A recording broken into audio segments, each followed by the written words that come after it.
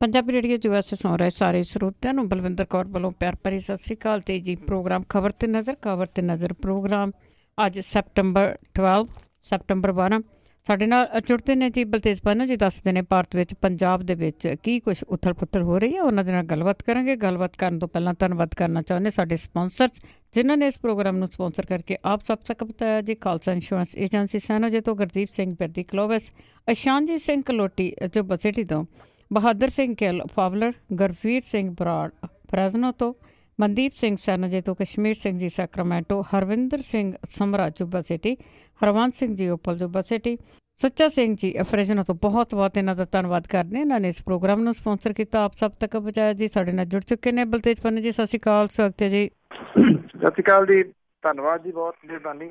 ਤੇ ਬਲਤੇਜ ਪੰਨੂ ਜੀ, ਜੋ ਉੱਥਲ ਪੁੱਥਲ ਹੋ ਰਹੀ ਆ, ਜੋ ਹੁਣ ਜਦੋਂ ਇਲੈਕਸ਼ਨ ਹੁੰਦੀ ਆ, ਕੋਈ ਵੀ ਹੋਵੇ, ਜਿਮਨੀ ਇਲੈਕਸ਼ਨ ਹੋਵੇ ਤਾਂ ਲੋਕਾਂ ਦਾ ਧਿਆਨ ਉੱਧਰ ਹੀ ਰਹਿੰਦਾ ਆ। ਤੇ ਗੁਰਦਾਸਪੁਰ ਦੀ ਜੇ ਚੋਣ ਦੀ ਗੱਲ ਕਰੀਏ 11 ਅਕਤੂਬਰ ਨੂੰ ਜੀ। ਬਿਲਕੁਲ ਜੀ, ਇੱਥੇ ਕੋਈ ਨਾ ਕੋਈ ਵੈਸੇ ਚੋਣ ਆਈ ਰਹਿੰਦੀ ਹੈ ਜੀ। ਤੋਂ ਹੁਣ ਇਹ ਵਿਨੋਦ ਖੰਨਾ ਹੋਰਾਂ ਦੀ ਮੌਤ ਤੋਂ ਬਾਅਦ ਜਿਹੜੀ ਗੁਰਦਾਸਪੁਰ ਲੋਕ ਸਭਾ ਦੀ ਚੋਣ ਹੈ, ਇਹਦੇ ਵਾਸਤੇ ਵੋਟਾਂ 11 ਅਕਤੂਬਰ ਨੂੰ ਪੈਣਗੀਆਂ।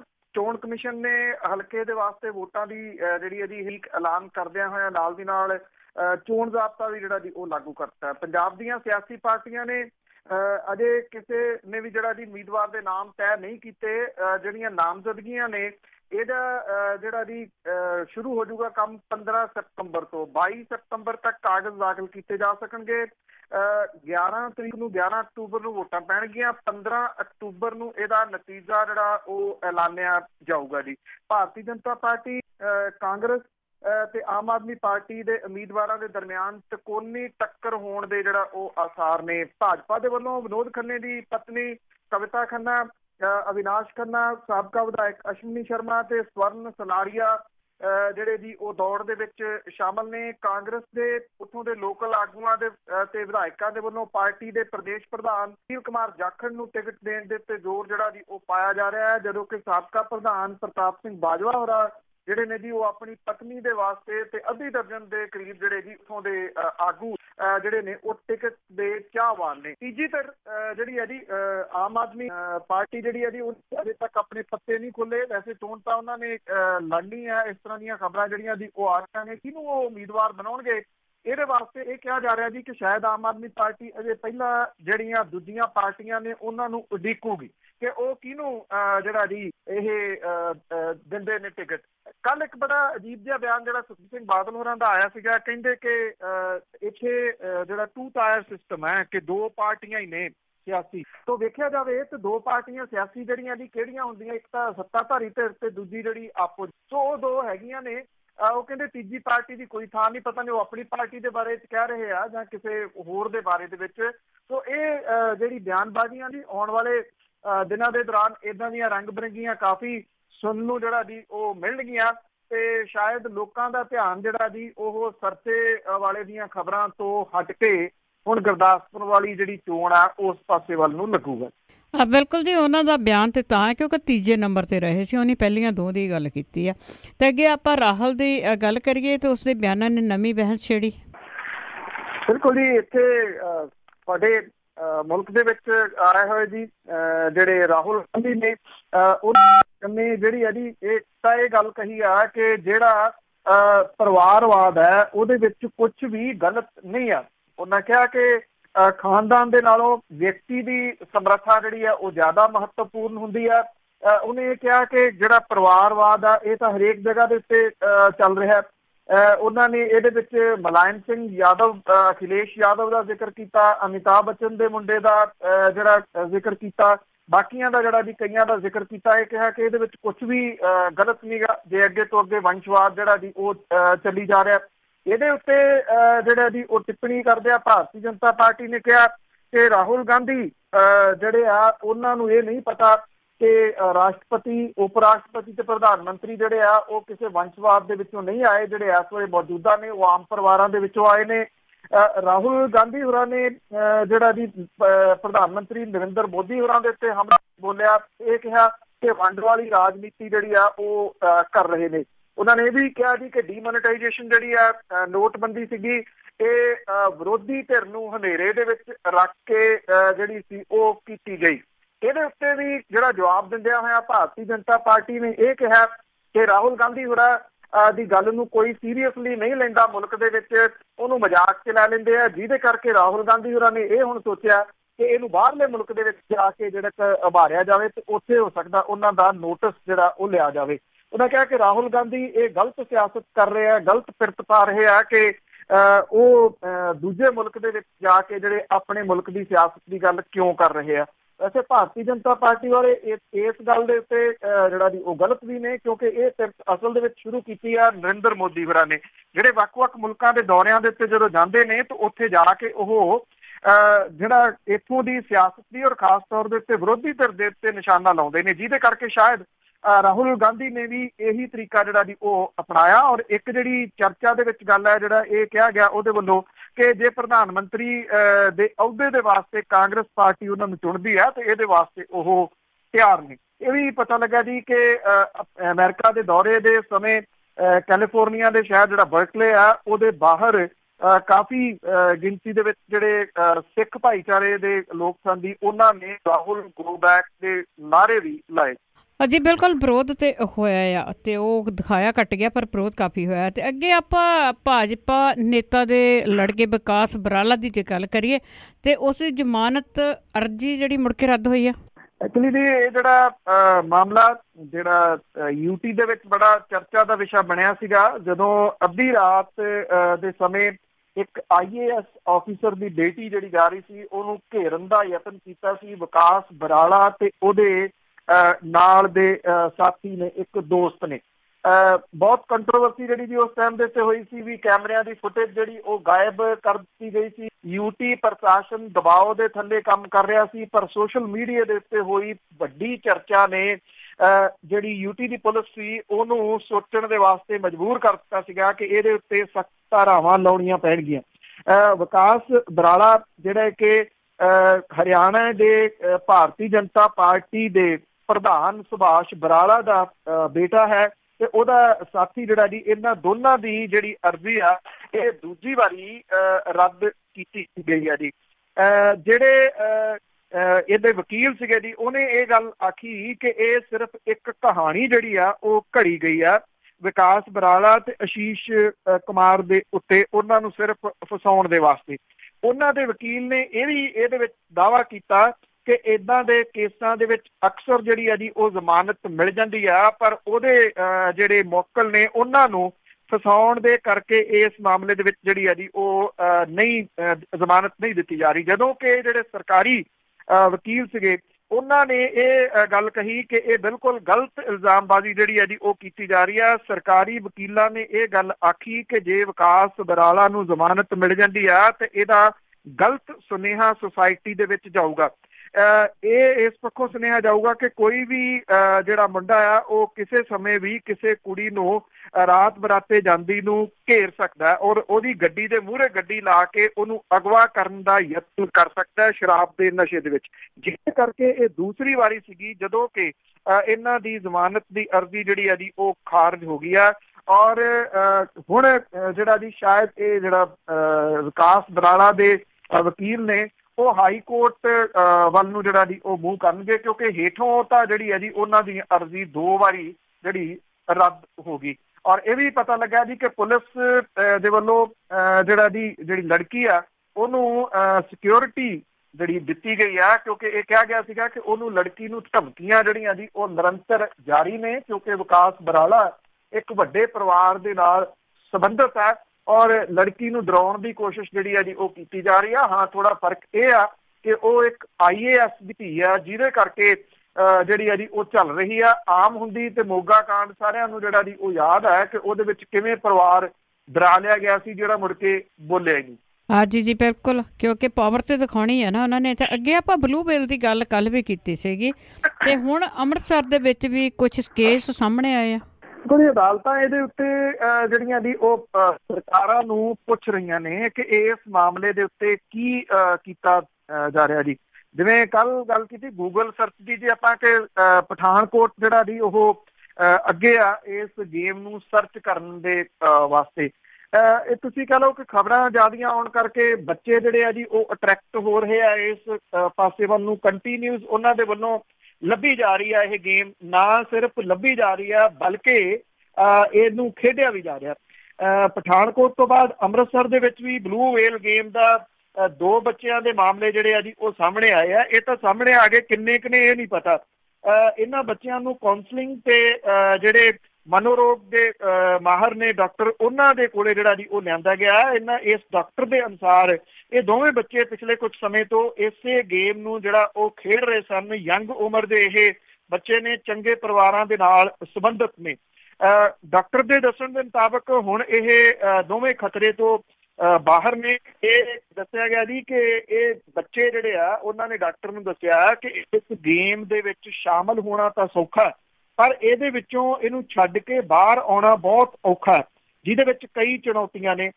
ਇਹਨਾਂ ਦੇ ਵਿੱਚੋਂ ਜਿਵੇਂ ਬਾਂਹ ਦੇ ਉੱਤੇ ਕੱਟ ਜਿਹੜਾ ਉਹ ਲਾਇਆ ਜਾਂਦਾ, ਤਾਂ ਕੱਟ ਜਦੋਂ ਲੱਗਿਆ ਦੇਖਿਆ ਤਾਂ ਮਾਪਿਆਂ ਦੇ ਧਿਆਨ ਦੇ ਵਿੱਚ ਆਇਆ ਔਰ ਜਿਹਦੇ ਕਰਕੇ ਉਹ ਲੈ ਕੇ ਗਏ। ਜਿਹੜਾ ਦੂਜਾ ਮੁੰਡਾ ਸੀਗਾ ਜੀ ਉਹ ਵੱਖੋ ਬੜਾ ਅਜੀਬੋ-ਗਰੀਬ ਵਿਹਾਰ ਕਰਨ ਲੱਗ ਗਿਆ ਸੀਗਾ, ਜਿਹਦੇ ਕਰਕੇ ਇਸ ਡਾਕਟਰ ਦੇ ਕੋਲੇ ਲੈ ਕੇ ਗਏ ਔਰ ਇਹ ਮਨੋ ਰੋਗਾਂ ਦੇ ਮਾਹਰ ਜਿਹੜੇ ਡਾਕਟਰ ਨੇ ਉਹਦੇ ਕੋਲੇ ਦੋਨਾਂ ਨੇ ਮੰਨੀ ਇਹ ਗੱਲ ਕਿ ਉਹ ਬਲੂ ਵੇਲ ਗੇਮ ਜਿਹੜੀ ਆ ਜੀ ਉਹ ਖੇਡ ਰਹੇ ਨੇ, ਜਿਹਦੇ ਕਰਕੇ ਉਹਨਾਂ ਦੀ ਦਿਮਾਗੀ ਹਾਲਤ ਜਿਹੜੀ ਆ ਇਹੋ ਜਿਹੀ ਹੋ ਗਈ ਆ। ਇਹ ਵੀ ਕਿਹਾ ਜਾ ਰਿਹਾ ਜੀ ਕਿ ਇੱਥੋਂ ਦੇ ਸਕੂਲਾਂ ਦੇ ਵਿੱਚ ਜਿਹੜੇ ਟੀਚਰ ਨੇ ਉਹ ਬਾਹਾਂ ਚੈੱਕ ਕਰ ਰਹੇ ਨੇ ਬੱਚਿਆਂ ਦੀਆਂ ਕਿ ਉਹਦੇ ਉੱਤੇ ਕਿਸੇ ਕਿਸਮ ਦੇ ਉਹਨਾਂ ਨੇ ਕੋਈ ਕੱਟ ਵਗੈਰਾ ਤਾਂ ਨਹੀਂ ਲਾਇਆ। ਜੇ ਲਾਇਆ ਤਾਂ ਉੱਥੋਂ ਜਿਹੜਾ ਜੀ ਉਹਨਾਂ ਨੂੰ ਸ਼ੱਕ ਪੈਦਾ ਹੁੰਦਾ ਔਰ ਮਾਪਿਆਂ ਦੇ ਨਾਲ ਜਿਹੜਾ ਜੀ ਉਹ ਕੰਸਲਟ ਕੀਤਾ ਜਾ ਰਿਹਾ। ਕੋਈ ਨਾ ਕੋਈ ਨਵੀਂ ਕਹਾਣੀ ਜਿਹੜੀ ਇਹਦਾ ਜੀ ਇਸ ਨਵੇਂ ਦੌਰ ਦੇ ਵਿੱਚ ਤੁਰ ਪੈਂਦੀ। ਜਿਹੜੇ ਮਾਪੇ ਨੇ ਉਹ ਫਿਕਰਮੰਦ ਨੇ ਇਸ ਵੇਲੇ ਕਿ ਇਹ ਗੇਮ ਕਿ ਅਖੀਰ ਦੇ ਵਿੱਚ ਬੱਚੇ ਨੂੰ ਸੁਸਾਈਡ ਵੱਲ ਨੂੰ ਜਿਹੜੀ ਉਹ ਤੋੜ ਦਿੰਦੀ ਆ ਕਿ ਬੱਚੇ ਇਹਦੇ ਜਿਹੜੇ ਪੈਣ ਵਾਲੇ ਪ੍ਰਭਾਵ ਨੇ ਉਹਨੂੰ ਜਾਣਦਿਆਂ ਹੋਇਆਂ ਵੀ ਇਹਦੇ ਵਿੱਚ ਬੜੀ ਤੇਜ਼ੀ ਦੇ ਨਾਲ ਵੜਦੇ ਜਾ ਰਹੇ ਨੇ ਇਸ ਗੇਮ ਦੇ ਵਿੱਚ। ਬਿਲਕੁਲ ਜੀ, ਬੜੀ ਫਿਕਰਮੰਦੀ ਦੀ ਵਾਲੀ ਗੱਲ ਹੈ। ਤੇ ਬਾਕੀ ਆਪਾਂ ਗੱਲ ਕਰਦੇ ਸੌਦਾ ਸਾਧ ਦੇ ਸਾਬਕਾ ਪੈਰੋਕਾਰ ਦੀ, ਉਸਨੇ ਹਨੀਪ੍ਰੀਤ ਦੇ ਰਾਜ ਖੋਲ੍ਹੇ। ਇੱਕ ਤਾਂ ਜੀ ਜਿਹੜੇ ਇਹਦੇ ਸਮਾਗਮ ਵਗੈਰਾ ਨੇ ਉਹ ਕਿਉਂਕਿ ਬੰਦ ਨੇ ਸਾਰੇ, ਨਾਮ ਚਰਚਾ ਕਰਨਾ ਕਈ ਦਿਨਾਂ ਤੋਂ ਵੈਸੇ ਦੱਸ ਰਿਹਾ ਕਿ ਜਿਹੜੇ ਲੋਕ ਇਹ ਸੋਚਦੇ ਆ ਕਿ ਦੁਬਾਰਾ ਉੱਥੇ ਸਾਰੀਆਂ ਰੌਣਕਾਂ ਲੱਗਣੀਆਂ ਸ਼ੁਰੂ ਹੋ ਜਾਣੀਆਂ ਨੇ, ਉਹ ਪੋਸੀਬਲ ਨਹੀਂ ਗਾ ਕਿਉਂਕਿ ਇਹ ਸੀਲ ਹੋ ਗਏ ਔਰ ਇਹ ਸੀਲ ਉਦੋਂ ਤੱਕ ਨਹੀਂ ਖੁੱਲਣੀਆਂ ਜਦੋਂ ਤੱਕ ਜਿੰਨੇ ਆਪਣੇ ਮੁਆਵਜ਼ੇ ਦੇ ਵਾਸਤੇ ਐਪਲੀਕੇਸ਼ਨਾਂ ਆਈਆਂ ਨੇ ਉਹਨਾਂ ਦਾ ਨਿਪਟਾਰਾ ਨਹੀਂ ਹੋ ਜਾਂਦਾ। ਇਹ ਕਿਹਾ ਜਾ ਰਿਹਾ ਜੀ ਕਿ ਜਿਹੜੇ ਪ੍ਰੇਮੀ ਜੇਲ੍ਹਾਂ 'ਚ ਦਿੱਤੇ ਨੇ ਉਹ ਐਤਵਾਰ ਨੂੰ ਆਪਣੀ ਨਾਮ ਚਰਚਾ ਹੁਣ ਜੇਲ੍ਹਾਂ ਦੇ ਵਿੱਚ ਜਿਹੜੇ ਆ ਉਹ ਕਰ ਰਹੇ ਆ। ਜੇਲ੍ਹਾਂ ਦੇ ਅਧਿਕਾਰੀ ਜਿਹੜੇ ਆ ਜੀ ਉਹ ਇਹ ਕਹਿੰਦੇ ਆ ਕਿ ਇਹਦਾ ਨਾਮ ਚਰਚਾ ਕਰਨ ਤੋਂ ਕਿਸੇ ਨੂੰ ਰੋਕਿਆ ਨਹੀਂ ਜਾ ਸਕਦਾ। ਜੇਲ੍ਹ ਦੇ ਵਿੱਚ ਜੇ ਹੋ ਕੇ ਨਾਮ ਚਰਚਾ ਕਰਦੇ ਆ ਤੇ ਉਹਨਾਂ ਨੂੰ ਕਰੀ ਜਾਣ ਦਿਓ। ਦੂਜੇ ਪਾਸੇ ਇੱਕ ਜਿਹੜਾ ਡੇਰੇ ਦੀ ਸਾਬਕਾ ਪੈਰੋਕਾਰ ਆ ਜਿਹੜੀ ਉਹਨੇ ਇਹ ਕੁਝ ਖੁਲਾਸੇ ਜਿਹੜੇ ਆ ਉਹ ਕੀਤੇ ਆ। ਉਹ 15 ਸਾਲ ਇਸ ਸਰਸਾ ਦੇ ਡੇਰੇ ਦੇ ਨਾਲ ਜੁੜੀ ਰਹੀ ਆ। 1 ਸਾਲ ਡੇਰੇ ਦੇ ਵਿੱਚ ਰਹੀ ਵੀ ਉਹ ਕਹਿੰਦੀ ਆ ਕਿ ਉਦੋਂ ਹੀ ਮੈਨੂੰ ਇਸ ਤਰ੍ਹਾਂ ਦੀ ਪਤਾ ਲੱਗਣਾ ਸ਼ੁਰੂ ਹੋਇਆ। ਉਹ ਕਹਿੰਦੀ ਹੈ ਕਿ ਡੇਰੇ ਸਰਸੇ ਦੀ ਗੁਫਾ ਦੇ ਵਿੱਚ ਸਿਰਫ ਨੌਜਵਾਨ ਕੁੜੀਆਂ ਹੀ ਆ ਸਕਦੀਆਂ ਸੀਗੀਆਂ, ਵੱਡੀ ਉਮਰ ਦੇ ਲੋਕਾਂ ਦਾ ਗੁਫਾ ਦੇ ਵਿੱਚ ਜਾਣ ਦੇ ਉੱਤੇ ਪਾਬੰਦੀ ਸੀ। ਇਹਨੇ ਇਹ ਵੀ ਜਿਹੜੇ ਆ ਜੀ ਭੇਦ ਖੋਲ੍ਹਿਆ ਕਿ ਹਨੀਪ੍ਰੀਤ ਜਿਹੜੀ ਆ ਉਹ ਕੁੜੀਆਂ ਦੀ ਪਹਿਲਾਂ ਚੋਣ ਕਰਦੀ ਸੀ, ਪਿੱਛੋਂ ਉਹਨਾਂ ਨੂੰ ਗੁਫਾ ਦੇ ਵਿੱਚ ਭੇਜਦੀ ਸੀਗੀ। ਔਰਤ ਇਹ ਜਿਹੜੀ ਆ ਜੀ ਇਹ ਦੱਸਦੀ ਆ ਕਿ ਡੇਰੇ ਦੇ ਵਿੱਚ ਹਨੀਪ੍ਰੀਤ ਦੀ ਤੂਤੀ ਬੋਲਦੀ ਸੀਗੀ, ਜਿਹੜੀ ਕਿ ਨੌਜਵਾਨ ਜਿਹੜੀਆਂ ਕੁੜੀਆਂ ਨੇ ਉਹਨਾਂ ਨੂੰ ਲਾਲਚ ਦਿੰਦੀ ਸੀ ਜਾਂ ਦਬਾਅ ਪਾ ਕੇ ਜਾਂ ਜਿਹੜਾ ਜੀ ਅਗਲੇ ਜਨਮ ਦੀ ਸ਼ੁੱਧੀ ਕਰਾਉਣ ਕਰਕੇ ਇਸ ਤਰ੍ਹਾਂ ਦੀਆਂ ਚੀਜ਼ਾਂ ਜਿਹੜੀਆਂ ਦੀ ਦੱਸ ਕੇ ਬ੍ਰੇਨ ਵਾਸ਼ ਕਰਕੇ ਉਹਨਾਂ ਨੂੰ ਗੁਫਾ ਵਿੱਚ ਲਿਜਾਣ ਲਈ ਤਿਆਰ ਕਰਦੀ ਸੀਗੀ। ਡੇਰੇ ਦਾ ਮੁਖੀ ਜਿਹੜਾ ਜੀ ਗੁਰਮੀਤ ਰਾਮ ਰਹੀਮ ਉਹ ਆਪਣੇ ਪਰਿਵਾਰ ਦੇ ਨਾਲੋਂ ਹਨੀਪ੍ਰੀਤ ਨੂੰ ਜ਼ਿਆਦਾ ਤਰਜੀਹ ਦਿੰਦਾ ਸੀ ਔਰ ਉਹਨੇ ਡੇਰਾ ਮੁਖੀ ਦੇ ਪਰਿਵਾਰ ਦੇ ਉੱਤੇ ਕੋਈ ਕਿਸੇ ਕਿਸਮ ਦਾ ਕਿੰਤੂ ਪਰੰਤੂ ਨਹੀਂ ਕੀਤਾ, ਪਰ ਹਨੀਪ੍ਰੀਤ ਨੂੰ ਸਾਰੇ ਮਾੜੇ ਕੰਮਾਂ ਦੀ ਜੜ ਜਿਹੜਾ ਜੀ ਉਹ ਦੱਸਿਆ। ਇਹ ਔਰਤ ਕਹਿੰਦੀ ਆ ਕਿ ਜਦੋਂ 1 ਸਾਲ ਉਹ ਰਹੀ ਉਹਨੇ ਗੁਫਾ ਦੀ ਅਸਲੀਅਤ ਦੇਖੀ ਤਾਂ ਉਹ ਡੇਰੇ ਤੋਂ ਮੂੰਹ ਮੋੜ ਗਈ। ਉਹਨੇ ਸ਼ਰਮਿੰਦਗੀ ਕਰਕੇ ਪਹਿਲਾਂ ਆਪਣਾ ਮੂੰਹ ਨਹੀਂ ਖੋਲਿਆ। ਉਹ ਔਰਤ ਨੇ ਇਹ ਵੀ ਗੱਲ ਜਿਹੜੀ ਆ ਜੀ ਕਹੀ ਆ, ਜਿਹਦੀ ਆਈਡੈਂਟਿਟੀ ਜਿਹੜੀ ਆ ਜੀ ਉਹ ਨਹੀਂ ਦੱਸੀ ਗਈ ਔਰਤ ਦੀ। ਉਹ ਕਹਿੰਦੀ ਕਿ ਗੁਫਾ ਦੇ ਵਿੱਚ ਮਸਾਜ ਸੈਂਟਰ ਚੱਲਦਾ ਸੀਗਾ ਔਰ ਇਹ ਕੁੜੀਆਂ ਜਿਹੜੀਆਂ ਜੀ ਮਸਾਜ ਸੈਂਟਰ ਇੱਥੇ ਅੰਦਰ ਚਲਾਉਂਦੀਆਂ ਸੀਗੀਆਂ। ਉਹ ਕਹਿੰਦੀ ਆ ਕਿ ਹਨੀਪ੍ਰੀਤ ਦੀ ਮੁਖਤਿਆਰੀ ਸੀ, ਕੁਝ ਮਜਬੂਰ ਜਿਹੜੀਆਂ ਗਰੀਬ ਘਰਾਂ ਦੀਆਂ ਕੁੜੀਆਂ ਉਹ ਗੁਫਾ ਦੇ ਵਿੱਚ ਜਾਂਦੀਆਂ ਸੀਗੀਆਂ ਔਰ ਉਹਨਾਂ ਨੂੰ ਪੈਸੇ ਦਾ ਲਾਲਚ ਦਿੱਤਾ ਜਾਂਦਾ ਸੀ, ਡਰਾਵਾ ਦਿੱਤਾ ਜਾਂਦਾ ਸੀਗਾ ਕਿ ਉਹ ਕਿਸੇ ਜਗ੍ਹਾ ਦੇ ਉੱਤੇ ਮੂੰਹ ਨਹੀਂ ਖੋਲਣਗੀਆਂ। ਜੇ ਮੂੰਹ ਖੋਲਣਗੀਆਂ ਤੇ ਜਿਹੜਾ ਸਰਸੇ ਵਾਲਾ ਉਹ ਬਹੁਤ ਸਟਰੋਂਗ ਹੈ, ਉਹਨਾਂ ਨੂੰ ਵੀ ਮਰਵਾ ਦਊਗਾ, ਉਹਨਾਂ ਦੇ ਪਰਿਵਾਰ ਨੂੰ ਵੀ ਮਰਵਾ ਦੇਊਗਾ। ਇਹ ਵੈਸੇ ਹੌਲੀ ਹੌਲੀ ਸਹੀ ਇਸ ਤਰ੍ਹਾਂ ਦੀਆਂ ਜਿਹੜੀਆਂ ਔਰਤਾਂ ਨੇ ਉਹ ਹੁਣ ਸਾਹਮਣੇ ਆ ਰਹੀਆਂ ਨੇ ਕਿ ਉਹਨਾਂ ਦੇ ਨਾਲ ਕੀ ਕੁਛ ਜਿਹੜਾ ਦੀ ਉਹ ਹੁੰਦਾ ਰਿਹਾ। ਪਰ ਜਿਨ੍ਹਾਂ ਨੇ ਪੱਟੀ ਬੰਨੀ ਹੋਈ ਆ ਮੋਟੀ, ਉਹਨਾਂ ਦੀ ਸ਼ਾਇਦ ਅਕਲ ਅਜੇ ਵੀ ਜਿਹੜੀ ਉਹ ਟਿਕਾਣੇ ਨਹੀਂ ਆ ਰਹੀ। ਉਧਰ ਦੂਜੇ ਪਾਸੇ ਇਹ ਵੀ ਪਤਾ ਲੱਗਿਆ ਹੈ ਕਿ ਇਨਕਮ ਟੈਕਸ ਡਿਪਾਰਟਮੈਂਟ ਜਿਹੜਾ ਉਹ ਵੀ ਫਾਈਲਾਂ ਜਿਹੜੀਆਂ ਉਹ ਫਰੋੜਦਾ ਫਿਰਦਾ ਹੈ, ਕਿਉਂਕਿ ਜਿਹੜੀਆਂ ਫਾਈਲਾਂ ਮਿਲ ਰਹੀਆਂ ਨੇ ਉਹਨਾਂ ਤੋਂ ਇਹ ਪਤਾ ਲੱਗਿਆ ਹੈ ਕਿ ਜਿੰਨੇ ਪੈਸੇ ਇਹਦੀਆਂ ਫਿਲਮਾਂ ਦੇ ਉੱਤੇ ਲੱਗਦੇ ਰਹੇ ਉਹ ਸਾਰੇ ਇੱਕ ਤਾਂ ਫਰਜ਼ੀ ਕੰਪਨੀਆਂ ਦੋ ਇਹਨੇ ਜਿਹੜੀਆਂ ਦੀ ਬਣਾਈਆਂ ਹੋਈਆਂ ਨੇ। ਇੱਕ ਤਾਂ ਬਾਬਾ ਫਿਲਮ ਬਣਾਈ ਹੋਈ ਆ, ਦੂਸਰੀ ਜਿਹੜੀ ਇਹਨੇ ਹਕੀਕਤ ਐਂਟਰਟੇਨਮੈਂਟ ਬਣਾਈ ਹੈ। ਜਿਹੜੇ ਦਫ਼ਤਰਾਂ ਦਾ ਪਤਾ ਦਿੱਤਾ ਉੱਥੇ ਕੋਈ ਨਹੀਂ ਹੈਗਾ, ਨਾ ਉੱਥੇ ਕੋਈ ਬੈਠਦਾ, ਨਾ ਉੱਥੇ ਕੋਈ ਦਫ਼ਤਰ ਹੈ, ਸਿਰਫ ਸਾਈਨ ਲੱਗੇ ਆ। ਨੇੜੇ ਤੇੜੇ ਵਾਲੇ ਕਹਿੰਦੇ ਆ ਕਿ ਕਿਤੇ ਕਿਤੇ ਹੀ ਆਉਂਦੇ ਤੇ ਕਾਗਜ਼ ਪੱਤਰ ਉੱਥੋਂ ਲੈ ਕੇ ਜਿਹੜਾ ਦੀ ਉਹ ਚਲੇ ਜਾਂਦੇ ਆ। ਪੈਸਾ ਕਿੱਥੋਂ ਆਇਆ ਇਹਨਾਂ ਫਿਲਮਾਂ ਦੇ ਉੱਤੇ ਜਿਹੜਾ ਲੱਗਿਆ, ਇਹਦਾ ਕੋਈ ਹਿਸਾਬ ਕਿਤਾਬ ਨਹੀਂ ਗਾ। ਫਰਜ਼ੀ ਕੰਪਨੀਆਂ ਖੜੀਆਂ ਕੀਤੀਆਂ ਗਈਆਂ ਨੇ। ਫਿਲਮਾਂ ਬਣਾਉਣ ਦਾ ਕਾਰਨ ਇੱਕ ਦੱਸਿਆ ਗਿਆ ਕਿ ਜਿਹੜੀ ਬਲੈਕ ਮਨੀ ਸੀ ਉਹਨੂੰ ਵਾਈਟ ਦੇ ਵਿੱਚ ਕਰਨਾ। ਬਿਲਕੁਲ ਦੀ ਫਿਲਮਾਂ 'ਚ ਪੈਸੇ ਸਾਰਿਆਂ ਨੂੰ ਪਤਾ ਕਿ ਲੀਡਰਾਂ ਦੇ ਲੱਗੇ, ਇਹਨਾਂ ਵਾਲੇ ਕੋਲ ਹੀ ਜ਼ਿਆਦਾ ਸੀਗੇ। ਤੇ ਅੱਗੇ ਆਪਾਂ ਗੱਲ ਕਰਦੇ ਆ ਬਾਦਲਾਂ ਦੇ ਇੱਕ ਚਹੇਤੇ ਆਫਿਸਰ ਨੇ ਵੀ ਕਮਿਸ਼ਨ ਦਾ ਸਹਾਰਾ ਲਿਆ। ਇਹ ਜਿਹੜਾ ਆਫਿਸਰ ਹੈ ਜੀ ਉਹ ਖਾਸ ਇਹਨਾਂ ਦਾ ਕਿਸੇ ਟਾਈਮ ਰਿਹਾ IAS, ਹੁਣ ਤਾਂ ਰਿਟਾਇਰ ਹੈ ਜੀ, ਮਨਦੀਪ ਸਿੰਘ।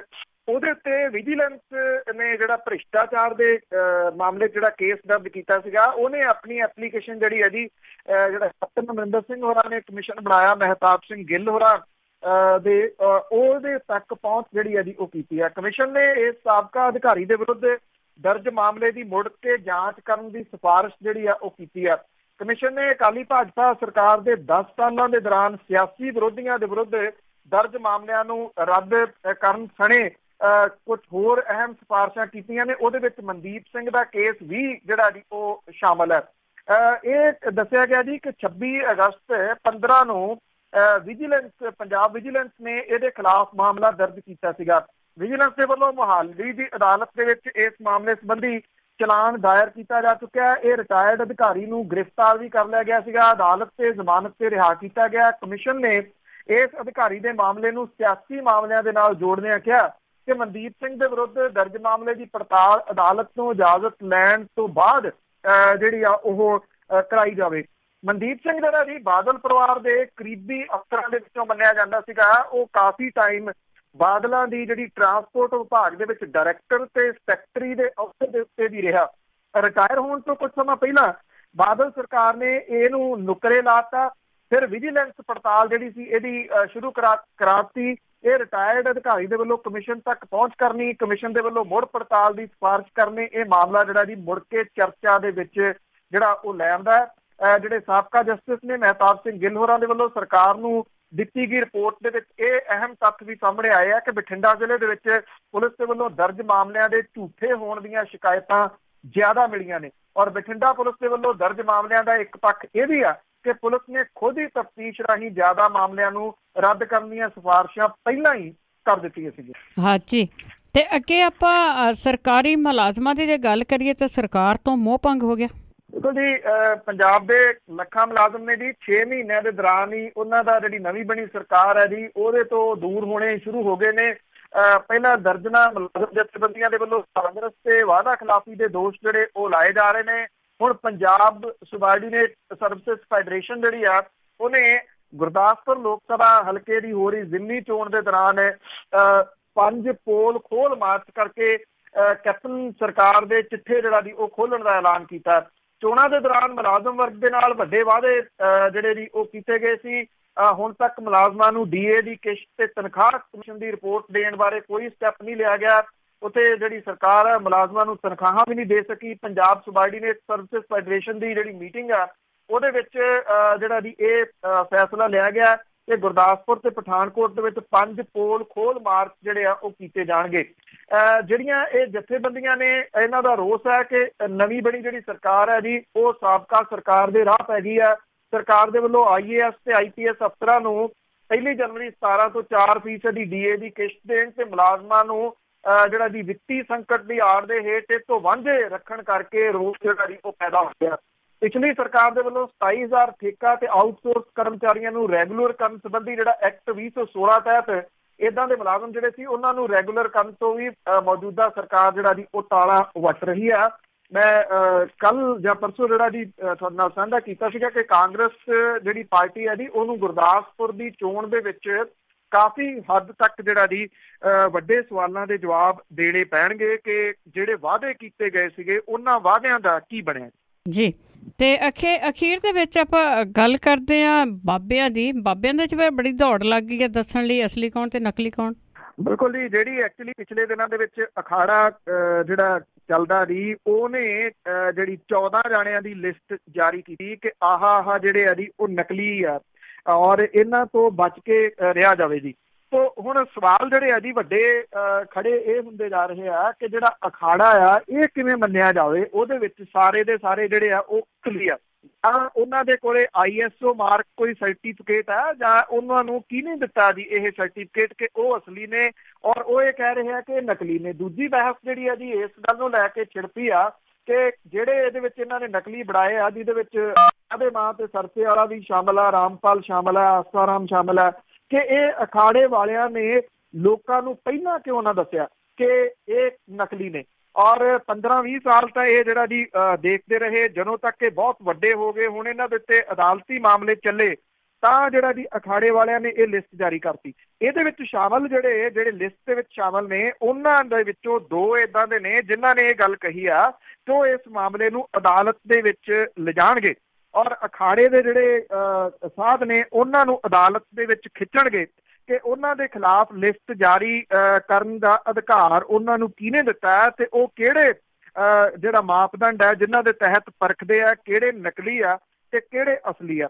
ਇਹ ਜਿਹੜਾ ਮਾਮਲਾ ਜੀ ਬੜਾ ਇਸ ਪੱਖੋਂ ਇੰਟਰਸਟਿੰਗਲੀ ਰਹੂਗਾ ਕਿ ਜਿਨ੍ਹਾਂ ਨੇ ਨੋਟਿਸ ਦੇਣ ਦੀ ਗੱਲ ਕੀਤੀ ਆ ਜਦੋਂ ਇਹ ਨੋਟਿਸ ਮਿਲਦਾ ਤੇ ਅਦਾਲਤਾਂ ਦੇ ਵਿੱਚ ਜਦੋਂ ਇਹ ਆਪਣਾ ਪੱਖ ਦੱਸਣ ਦੇ ਵਾਸਤੇ ਜਾਣਗੇ ਤੇ ਕਿਹੜੇ ਤਰੀਕੇ ਦੇ ਨਾਲ ਦੱਸਣਗੇ ਕਿ ਇਹ ਅਸਲੀ ਜਿਹੜੇ ਨੇ ਉਹਨਾਂ ਕੋਲੇ ਕਿਹੜੀਆਂ ਪਾਵਰਾਂ ਨੇ ਤੇ ਜਿਹੜੇ ਨਕਲੀ ਨੇ ਉਹਨਾਂ ਦੇ ਕੋਲੇ ਕਿਹੜੀਆਂ ਪਾਵਰਾਂ ਹੈ ਨਹੀਂ ਗਿਆ। ਇੱਕ ਫਿਲਮ ਕੁਝ ਸਮਾਂ ਪਹਿਲਾਂ ਜਿਹੜੀ ਆਈ ਸੀਗੀ ਓ ਮਾਈ ਗॉड, ਉਹਦੇ ਵਿੱਚ ਵੀ ਕੁਝ ਇਸੇ ਤਰ੍ਹਾਂ ਦਾ ਸੀਗਾ। ਉਦੋਂ ਲੋਕ ਕਹਿੰਦੇ ਸੀ ਇਹ ਸਿਰਫ ਫਿਲਮ ਹੈ। ਹੁਣ ਲੱਗਦਾ ਹੈ ਕਿ ਇਹਨਾਂ ਨਕਲੀ ਤੇ ਅਸਲੀ ਸਾਧ ਹੋਣ ਦਾ ਦਾਅਵਾ ਕਰਦੇ ਜਿਹੜੇ ਲੋਕ ਨੇ ਇਹ ਅਸਲੀ ਫਿਲਮ ਜਿਹੜੀ ਆ ਜੀ ਉਹ ਅਦਾਲਤਾਂ ਦੇ ਵਿੱਚ ਛੇਤੀ ਚਲਾਉਣਗੇ। ਜੀ ਬਿਲਕੁਲ, ਬਹੁਤ ਬਹੁਤ ਧੰਨਵਾਦ ਬਲਤੇਜ ਪੰਨੂ ਜੀ। ਮਿਹਰਬਾਨੀ ਜੀ, ਧੰਨਵਾਦ ਜੀ, ਸਤਿ ਸ਼੍ਰੀ ਅਕਾਲ ਜੀ। ਤੇ ਸਰੋਤੇ ਸਨ ਬਲਤੇਜ ਪੰਨੂ ਜੀ ਜੋ ਸਾਡੇ ਨਾਲ ਜੁੜਦੇ ਨੇ, ਕਰਦੇ ਨੇ ਖਬਰਾਂ। ਹੁਣ ਇਸੇ ਦੇ ਨਾਲ ਅੱਜ ਦਾ ਬੁਲਟਨ ਇੱਥੇ ਹੀ ਸਮਾਪਤ। ਬਲਵਿੰਦਰ ਕੌਰ ਵੱਲੋਂ ਵੀ ਆਪ ਸਭ ਨੂੰ ਪਿਆਰ ਭਰੀ ਸਤਿ ਸ਼੍ਰੀ ਅਕਾਲ।